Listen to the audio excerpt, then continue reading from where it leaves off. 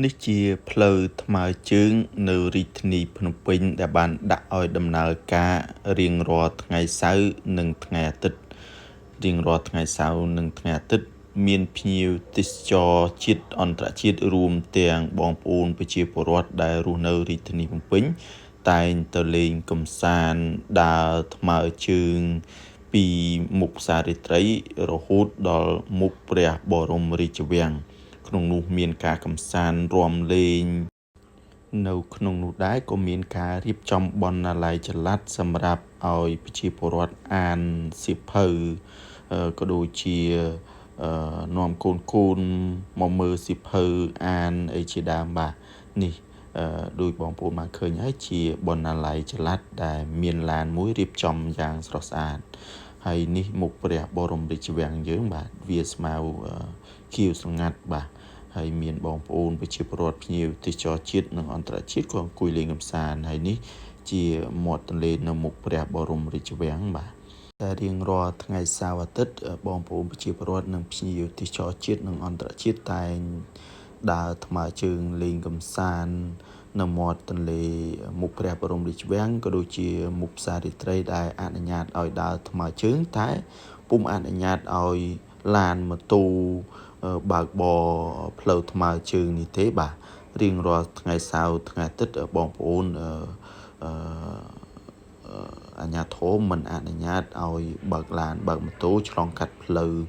មាត់ទន្លេចតុមុខនេះទេបាទនេះជាការដើរលេងកម្សាន្តសម្រាប់ខ្ញុំបាទជាមួយបងប្អូនប្រជាពលរដ្ឋក៏ដូចជាភ្ញៀវទេសចរជាតិនិងអន្តរជាតិដែររៀងរាល់ថ្ងៃសៅរ៍អាទិត្យបងប្អូនអាចទៅដើរលេងកម្សាន្តហាត់ប្រាណញ៉ាំអីក៏ដូចជាមើលទេសភាពនិងទិដ្ឋភាពដែលបងប្អូនប្រជាពលរដ្ឋយើងទៅលេងកម្សាន្តយ៉ាងច្រើនកកនៅទីនោះបាទរៀងរាល់ថ្ងៃសៅរ៍ថ្ងៃអាទិត្យយើងអាចទៅលេងកម្សាន្តធ្វើឲ្យអារម្មណ៍ស្រស់ស្រាយជ្រះថ្លានៅពេលដែលយើងតបប្រមល់អបសុខអីជាដើមបាទអាចទៅដើរលេងកម្សាន្តសប្បាយមានស្តង់លក់ដូរមានការរៀបចំការដើរអីមានការរៀបចំការកម្សាន្តប្លែកៗដើម្បីឲ្យភ្ញៀវទេសចរជាតិអន្តរជាតិក៏ដូចជាបងប្អូនប្រជាពលរដ្ឋយើងអាចអង្គុយលេងញ៉ាំអីមើលទិញនេះទិញនោះដែលមានការរៀបចំស្ដាប់ធ្នាប់ដោយអាជ្ញាធរដែនដីរាជធានីភ្នំពេញក្នុងការគ្រប់គ្រងក៏ដូចជារៀបចំសណ្ដាប់ធ្នាប់ដើម្បីឲ្យបងប្អូនប្រជាពលរដ្ឋយើងអាចអង្គុយញ៉ាំក៏ដូចជាទិញអីបាទនេះជាទូកសម្រាប់ដឹកភ្ញៀវទេសចរលេងកម្សាន្តបាទបងប្អូនទៅមុខព្រះបរមរាជវាំងអាចជិះទូកលេងកម្សាន្តបានហើយនេះជាការលក់ដូររបស់បងប្អូនប្រជាពលរដ្ឋយើងរៀងរាល់ថ្ងៃសៅរ៍និងថ្ងៃអាទិត្យអាជ្ញាធរអនុញ្ញាតឲ្យមានការលក់ដូរនិងដើរដោយថ្មើរជើងលើ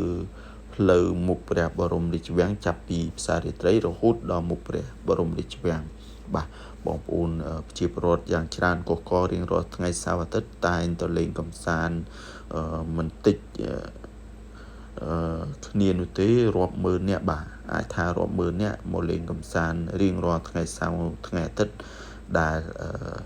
បន្ទាប់ពីអាជ្ញាធររាជធានីភ្នំពេញបានអនុញ្ញាតបើកឲ្យដំណើរការផ្លូវថ្មើរជើងនៅរាជធានីភ្នំពេញនេះបាទនេះជាការរៀបចំក៏ដូចជាការច្នៃប្រឌិតដើម្បីទាក់ទាញភ្ញៀវទេសចរឲ្យមកលេងកម្សាន្តនៅរាជធានីភ្នំពេញបន្ថែមទៀត